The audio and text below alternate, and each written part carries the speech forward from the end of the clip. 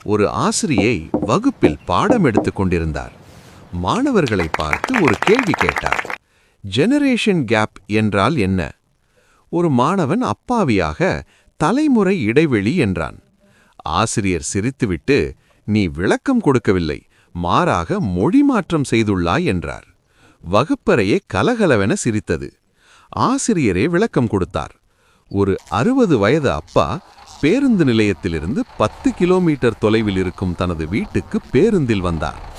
ஆட்டோவில் வந்தால் 300 ரூபாய் ஆகும். பேருந்தில் வந்ததால் வெறும் 10 ரூபாய் செலவில் வந்துவிட்டார்.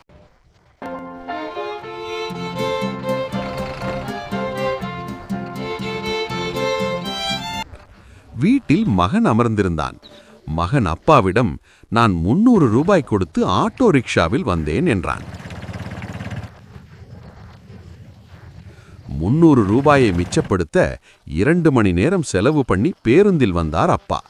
ஆனால் 2 மணி நேரத்தை சேமிக்க 300 ரூபாய் கொடுத்து ஆட்டோ ரிக்ஷாவில் வந்தார் மகன். இதுதான் ஜெனரேஷன் கேப் என்றார் ஆசிரியர். மாணவன் ஒருவன், எங்க அப்பா கண்ணாடி பார்த்து தலை சீவுவாரு, ஆனா நான் முகம் பார்க்கணும்னா மொபைல் போன்ல உள்ள செல்ஃபி கேமராவை ஆன் பண்ணி பார்ப்பேன் அப்படின்னா. அனைவரும் சிரித்து மகிழ்ந்து பாடம் படித்தனர். உங்களுக்கு இந்த வீடியோ பிடித்திருந்தா லைக் பண்ணுங்க, ஷேர் பண்ணுங்க, அப்புறம் இந்த சேனலுக்கு சப்ஸ்கிரைப் பண்ணுங்க.